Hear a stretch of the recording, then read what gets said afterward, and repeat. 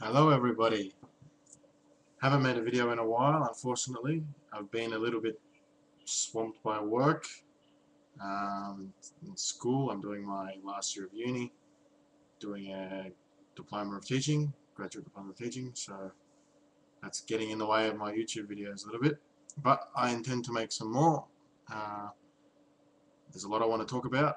So today and tomorrow and in the next coming weeks, there will be more. I intend to make some videos on Indonesian. I intend to do some lessons. I did some Italian lessons way back, and I'm going to try doing the same thing with Indonesian. But today I'd like to talk about something a bit different, about a couple of languages that I am interested in, but I haven't really talked about much or haven't really thought about much until lately. And one of those is, obviously I've mentioned Korean, so that is a possibility. I may start doing that, I may not, I'm not sure. The other is Cantonese, and I wanted to sort of talk a bit about this thing of Cantonese and Mandarin and which one to go for, which one to choose. And I've always been interested in Cantonese more than Mandarin, and I think I'm going to do the opposite of what most people do. So most people will learn Mandarin and stick with that, or learn Mandarin and then go to Cantonese. I'm thinking of learning Cantonese for a while, and then maybe, if I want to later on, maybe a year later or 2 years later, start learning Mandarin. And the reason is I prefer Cantonese. I've found that people tend to try to push you to learn Mandarin, obviously because it's the national language, so I understand. It's more important politically or economically, and that's fine. I mean, that's also a great language to learn. I just think that the small languages are still very good to learn, and these regional languages are still very interesting, and I think we're missing out a bit on these. So I think it entirely depends on your personal intentions rather than which language is better, which language.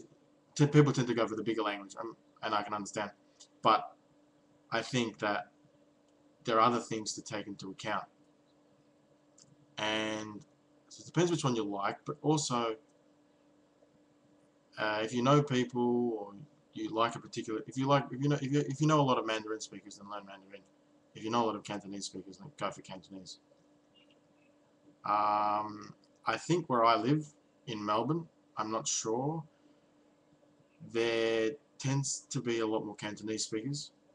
I think a lot of Mandarin speakers are coming out now, but previously it's always been Cantonese speakers. So you'll always find someone who speaks. I think you'll find someone who speaks either, but a lot of restaurants and a lot of shops and things like that are owned by Cantonese speakers. So I'm thinking of doing maybe a little experiment with Cantonese. I don't know. I'd like to learn it. I'd like to at least try it out if I can fit it in this year for a few months maybe, and see how that goes. My main focus will be on spoken and not written. I know a lot of people say you have to learn the written, and you do if you want to improve. If you want to make a significant improvement and improve your vocab, you need to read and write. That's very obvious, very true. I have nothing against that, but I think I think for me, because I've done a little bit of research, and grammatically, Chinese, Cantonese, Mandarin, whatever, is not too involved grammatically. So it's not very hard considering the other languages that I've learned, which are much more grammatically complex. But the written language is almost a language on its own. It's very complicated, and that will take you a lifetime to learn and master. And so that's how I'm going to start off, and then if I decide to write later on, I will. For the first 3 months or whatever, first 3 to 6 months, I would be concentrating mostly on speaking and understanding the speech. If I start to struggle, then I'll have to spend more time on my writing. Well, anyway, that's what I wanted to mention today. I'd like to hear your opinions. My mind is made up, but I'd be still interested to hear what your thoughts are. All languages are good and worth learning, so I don't think it matters which one at the end of the day. It's entirely up to you, not what others tell you to do.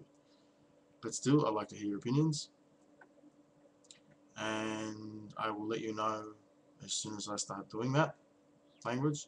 I don't know when that will be. Thank you.